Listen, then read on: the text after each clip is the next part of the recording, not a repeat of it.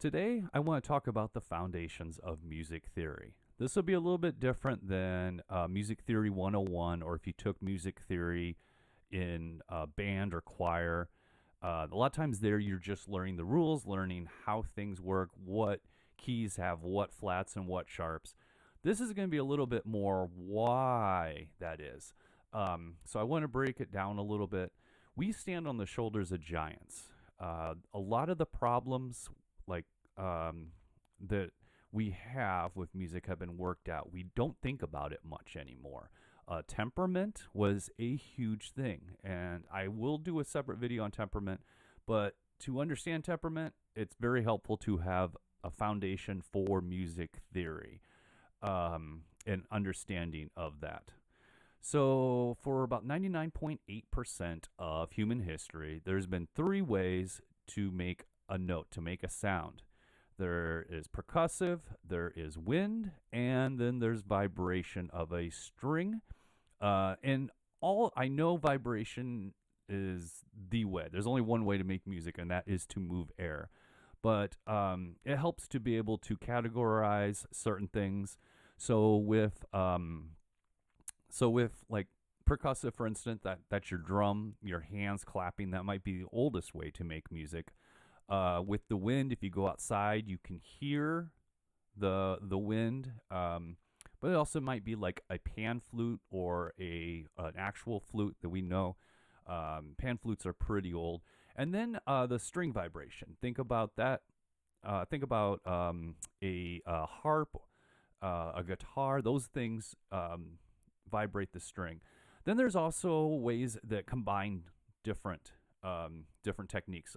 For the piano, for instance, is percussive and vibrates a string because that hammer hits the string, causes it to vibrate. Your voice, wind with the vibration. So there's a number of different ways that you can make music, and we're evolving now, even now. But a lot of the instruments that we think, even some that we think are really old, are really not as old as we think. The violin, old, but it's only about 500 years old. The piano is about 120 as we know it now. The guitar, about the same. You know, they were being made in the 1800s, but the modern guitar, 1920s, like what we think of it now. Then, of course, the electric guitar came a little bit after that. So a lot of this stuff's been evolving for centuries. So, and the most common interval in all of music, and this is Western and I believe Eastern music, is the octave. Now, an interval is just basically how many notes between each note, basically. So right here, you'll notice these kind of sound the same. Those are octaves apart.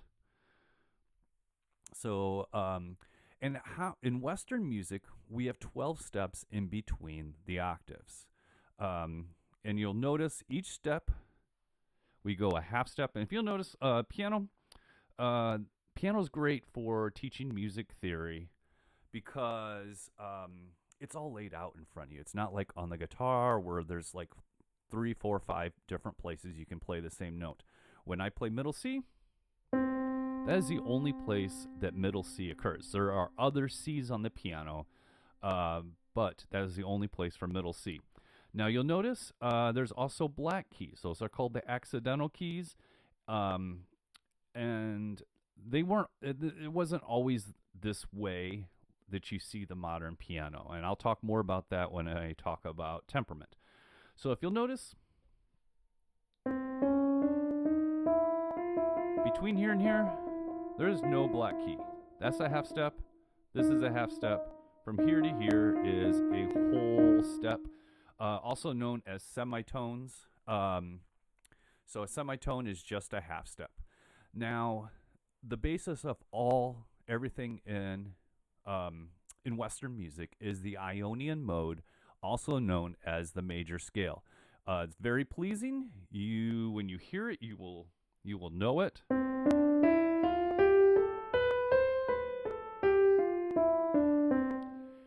And that follows a simple format.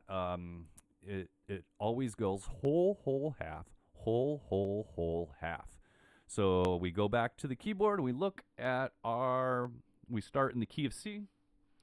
1, 2, 3, 4, 5, 6, 7, 8. Back to the tonic. I'm going to talk about the numbering here in a second. But if you notice, it goes whole, whole, and then there's this half step here, whole, whole, whole, and then another half step.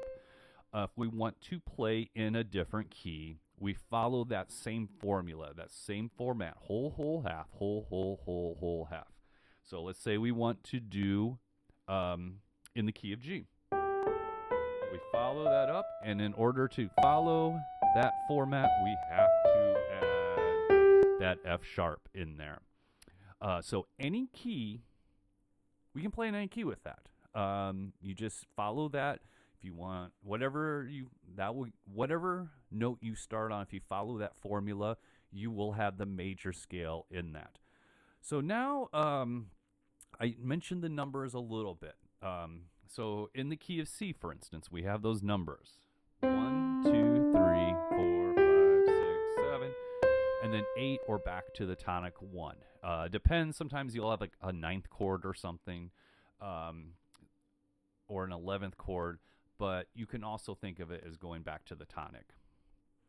So now that we know the numbers, let's talk briefly about major chord and minor chord, just so that you can have a basic understanding. The major chord goes 1, 3, 5.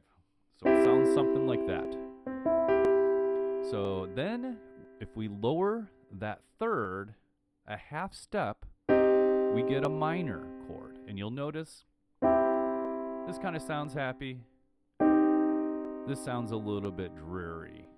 And those are you can get really complicated with chords, but for the most part, those are the only two. And the other one that we'll talk about today is the diminished chord. And that is a lower fifth and a lower third. So now that we know this, if we want to know all the chords that are in a given key, once again, there's another formula to follow. And it goes major, minor, minor, major, major, minor, diminished, and back to the tonic major. So because the key is C, it doesn't have any flats or sharps, right? It's no flats or sharps, key is C. We can go through major, minor, minor, major, major, minor, diminished, and then back to the tonic C. So once again, you can go to any key and play that using those flats and sharps, and it will follow that major, minor, minor, major, major, minor, diminished, and then back to the eighth. So, and that goes into the Nashville number system or chord charts for jazz. A lot of times they're in a key, and if you see, like, for instance, the 1-4-5 pattern is extremely popular in pop music, and that will just, it's 1, it's the 4 chord, and then it's the 5 chord. 1 chord, 4 chord, 5 chord. So that's, if you're wanting to know, that's basically how the number system works. With jazz, it's Roman numerals, upper and lowercase, Roman numerals, the lowercase are the minor. Nashville number system is similar. And that's really it. That's the simple foundations of music theory. Understanding that there's that template that gives us the major scale, and that there's a template that gives us all the chords that are in there. Once again, we are standing on the shoulders of giants. This wasn't always figured out exactly like this, and we'll talk more about that with temperament.